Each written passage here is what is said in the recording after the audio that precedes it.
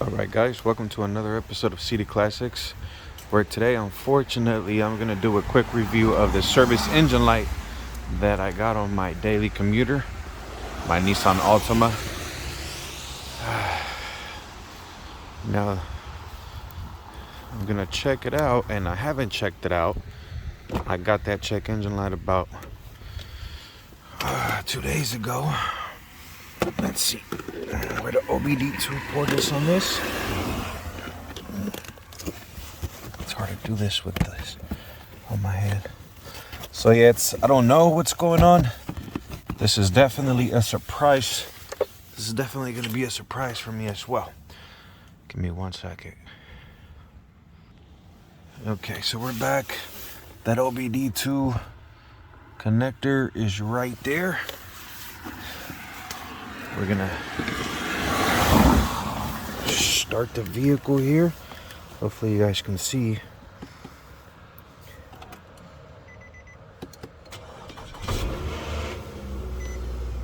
Okay.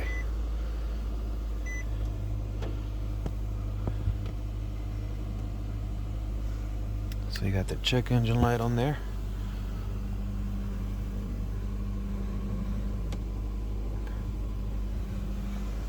Okay. So let's check this out.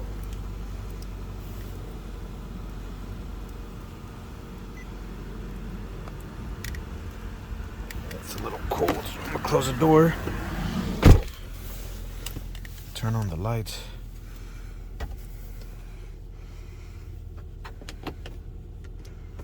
Man, hopefully it's nothing major. Okay, so let's see.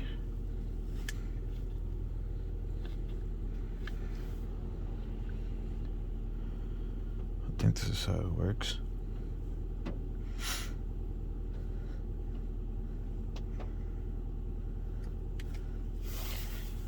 think I have it plugged in.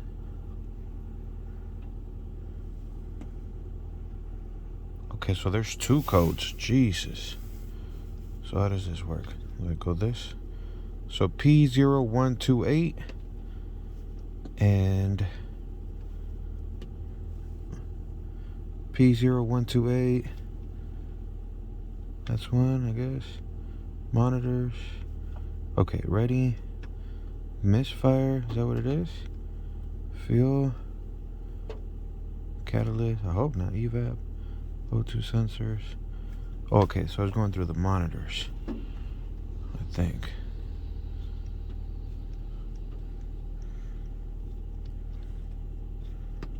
Monitors, O2 sensor. Okay, let's see. Let me check this out real quick. Give me 1 second.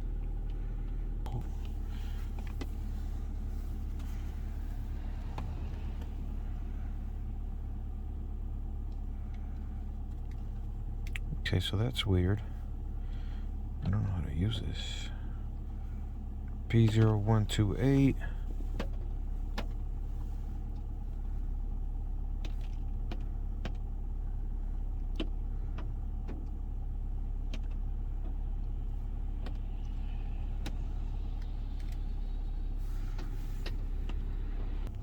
Alright, so I guess there's 2 codes in the system.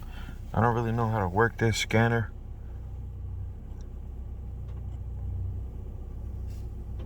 As you can see there, I got the service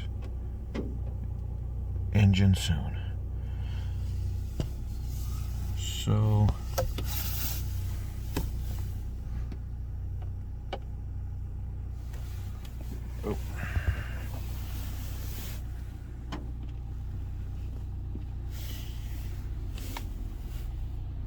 So there's 2 codes in the system. That's what it's telling me.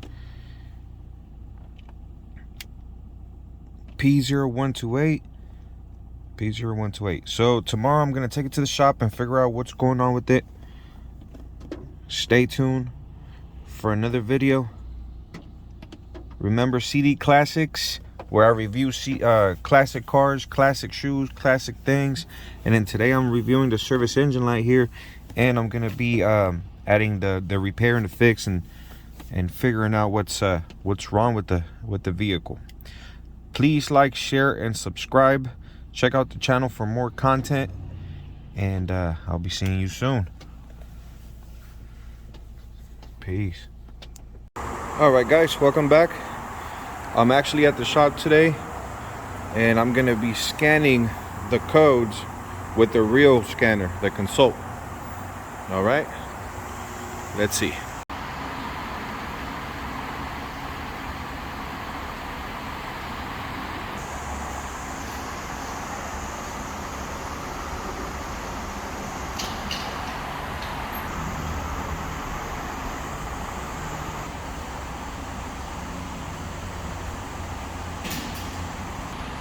All right, now it's communicating with the ECU. And the DTCs are here.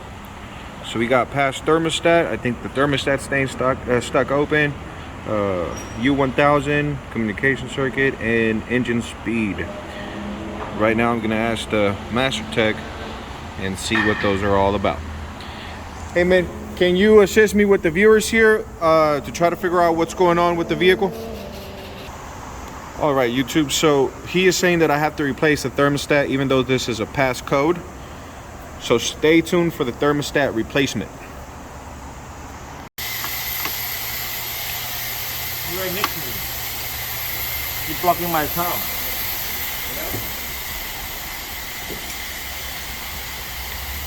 You slow down, you slow me down.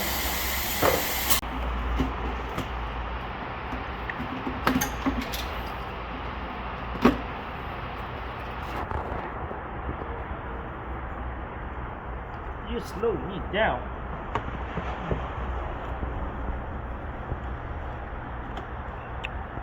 All right, guys, we had a little hiccup here. Min is a loop tech who's training to be a mechanic, so he actually disassembled the wrong component to get to the wrong part. He was about to disassemble the wrong part, but now he figured out what was going on. Luckily, Manny, who's his next door technician, corrected his mistake and told him what to do. We'll be back here shortly. If you were to do it however me. All right, so we're gonna be replacing this thermostat. See if that fixes the issue. May fix it. May.